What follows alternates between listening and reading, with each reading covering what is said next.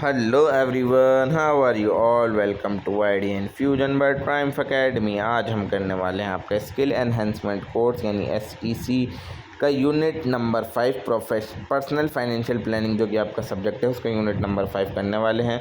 और करते हैं आज की वीडियो को ख़त्म बहुत ही जल्दी। बने रहिए आईडी इन्फ्यूजन के साथ। वीडियो स्टार्ट होने से पहले आपको पता है क्या करना होता है, चैनल को सब्सक्राइब कर दीजिए। अब पढ़ते हैं रिटायरमेंट प्लानिंग गोल्स क्या होते हैं। तो रिटायरमेंट प्लानिंग होती क्या है? रिटायरमेंट प्लानिंग का मतलब होता है कि आप पहले से ही अपने फाइनेंसेस प्रिपेयर कर रहे हो आज के टाइम, ताकि जो है आप फ्यूचर के अंदर कंफर्टेबली रहो और इंडिपेंडेंटली रहो। जो कि जब आप काम करना छोड़ दो, यानी कि जब आप रिटायर हो जाओ, तो उस टाइम पर आप इंडिपेंडेंटली रहो और कंफर्टेबली रहो। तो उसके लिए प्लान बनाना रिटायरमेंट प्लान कहलाया जाता है। अब इसकी इम्पोर्टेंस क्यों है? सबसे पहले तो आपके पास जब आप रिटायर हो जाओगे तो आपकी कोई रेगुलर इनकम नहीं होगी, और एज के साथ इंसान के मेडिकल एक्सपेंसेस भी बढ़ते जाते हैं, और साथ साथ महंगाई इन्फ्लेशन भी बढ़ती जाती है, और खर्चे भी साथ साथ बढ़ते जाते हैं। तो आप जो है अपने चिल्ड्रन के ऊपर डिपेंड नहीं रह सकते, या फिर किसी दूसरे इंसान पर पैसे के लिए डिपेंड नहीं रह सकते। तो इस वजह से ये लोग रिटायरमेंट प्लानिंग करते हैं। मेन गोल क्या क्या होते हैं हमारे रिटायरमेंट प्लानिंग की, कि अपने करंट लाइफस्टाइल को मेंटेन करें ना हम रिटायरमेंट के बाद भी, यानी जैसे ज़िंदगी अभी जी रहे हैं रिटायरमेंट के बाद भी वैसी ही ज़िंदगी जिएँ, और अपने मेडिकल और इमरजेंसी एक्सपेंसेस जिसके अंदर दोनों कवर कर लेते हैं, और regular income source old age के अंदर हमारे पास हो, ये चीज़ें भी बनाते हैं हम। और लॉन्ग टर्म केयर और सपोर्ट की इससे हमें अगर ज़रूरत होती है तो ये प्रोवाइड करता है, और हमें हमारे लिए पैसे देता है और एसिड देता है हमारे चिल्ड्रंस के लिए या फिर लव्ड वंस के लिए, जिसको स्टेट प्लानिंग भी बोला जाता है। अब प्रोसेस क्या क्या होता है रिटायरमेंट प्लानिंग का? सबसे पहले आप अपना रिटायरमेंट गोल सेट करते हो कि आप किस एज के अंदर रिटायर होना चाहते हो, और दूसरा ये कि आपकी उस टाइम पर मंथली इनकम कितनी होगी आफ्टर द रिटायरमेंट। ठीक है, तो उसके बाद आप उस टाइम के फ्यूचर एक्सपेंसेस को एस्टिमेट करो, जैसे कि सबसे पहले बेसिक नीड देखो कि खाने पे कितना खर्चा होगा, रेंट पे, बिल्स पे कितना खर्चा होगा, और अपने मेडिकल और ट्रैवल के एक्सपेंस देखो। फैक्टर देखो इन्फ्लेशन के अंदर कि अगर आज के टाइम में कुछ चीज़ 100 रुपये की है तो हो सकता है वो 110 की हो जाए। तो ये सारी चीज़ आप ध्यान में रखो। फिर उसके हिसाब से देखो आपको कितना पैसा बचाना चाहिए। आप एक रिटायरमेंट कैलकुलेटर का यूज़ करो, या फिर किसी एक्सपर्ट की एडवाइस लो कि कितना पैसा आज के टाइम में हमें बचाना चाहिए, कि जो हम अपने फ्यूचर गोल्स हैं, रिटायरमेंट गोल्स हैं, उनको अचीव कर सकें।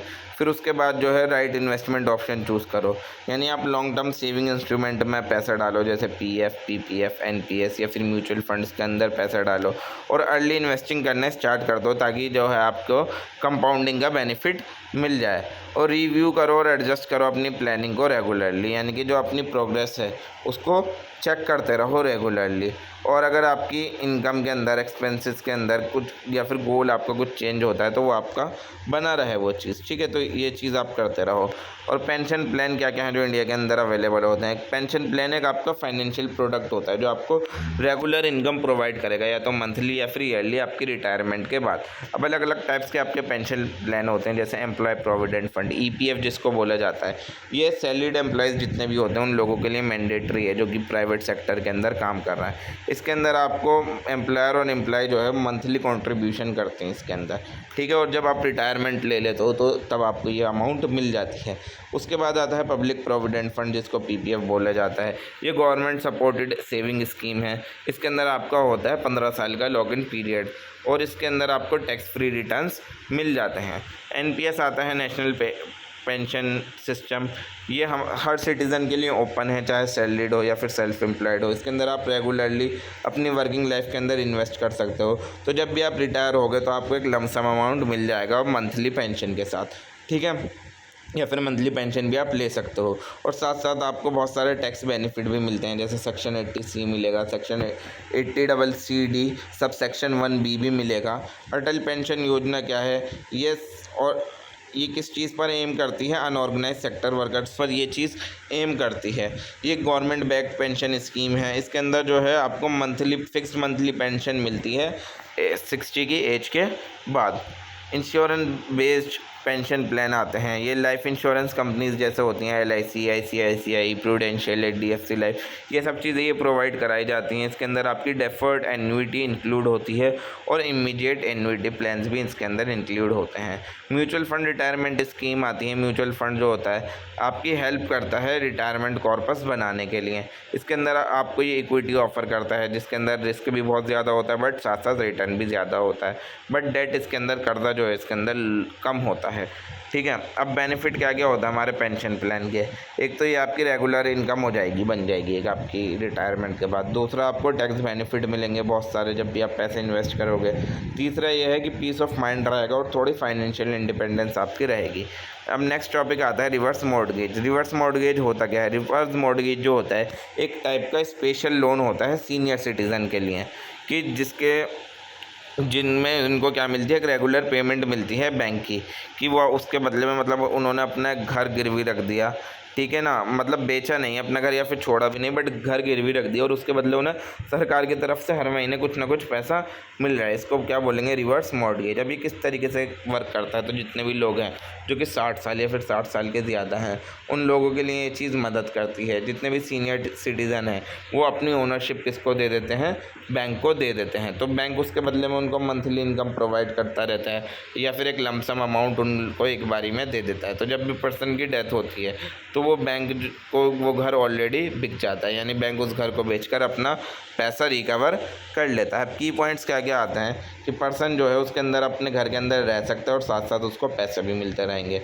और ये उन लोगों के लिए ज़्यादा बेहतर है जिनके पास कोई इनकम नहीं है बट उनके पास एक घर है।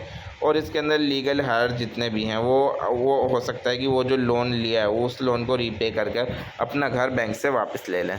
बेनिफिट्स क्या क्या होते हैं इसके अंदर? आपको मंथली इनकम मिलेगी रिटायरमेंट के दौरान।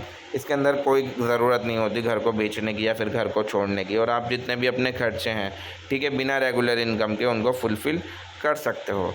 स्टेट प्लानिंग क्या होती है? स्टेट प्लानिंग का मतलब होता है कि ये चीज़ एडवांस के अंदर डिसाइड करना कि आप अपना पैसा या अपनी प्रॉपर्टी या फिर अपने एसेट जो है किस तरीके से मैनेज करोगे या फिर डिस्ट्रीब्यूट करोगे अपनी डेथ के बाद।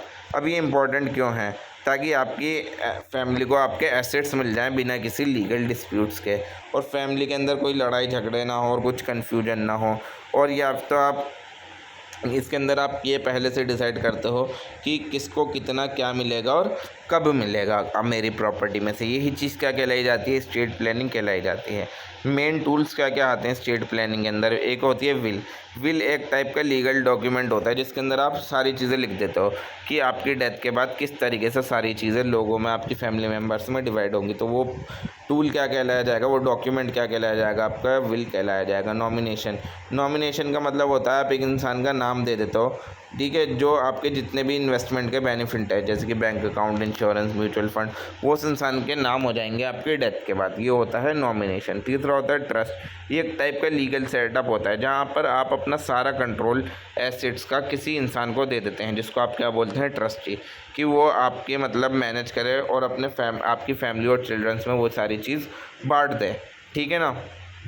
तो उस इंसान को क्या बोलते हैं? ट्रस्टी। और इस पूरे लीगल सेटअप को बोलते हैं ट्रस्ट। और एक होता है चौथा, power of attorney.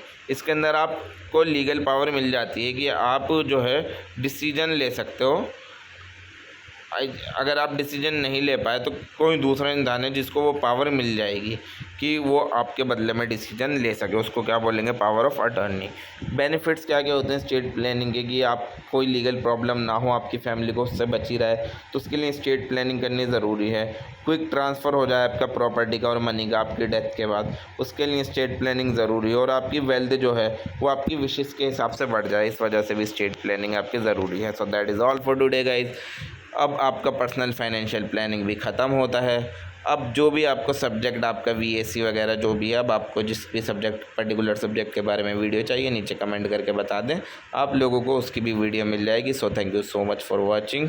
Idea infusion के साथ बने रहें, और अगर यहाँ तक आ गए हैं और अब तक सब्सक्राइब नहीं करा है तो किस चीज़ का वेट कर रहे हो गाइस? अब तो हेल्प हो गई आप लोगों की, तो अब आप लोगों का राइट है कि मेरे ऊपर भी आप हेल्प करें, मेरे चैनल को सब्सक्राइब करें। और जिसको भी नोट्स परचेज़ करने हैं फॉर द ₹99 ओनली, जहाँ टेलीग्राम पर नीचे डिस्क्रिप्शन बॉक्स में लिंक्स हैं, जाकर परचेज़ कर सकते हैं। Thank you so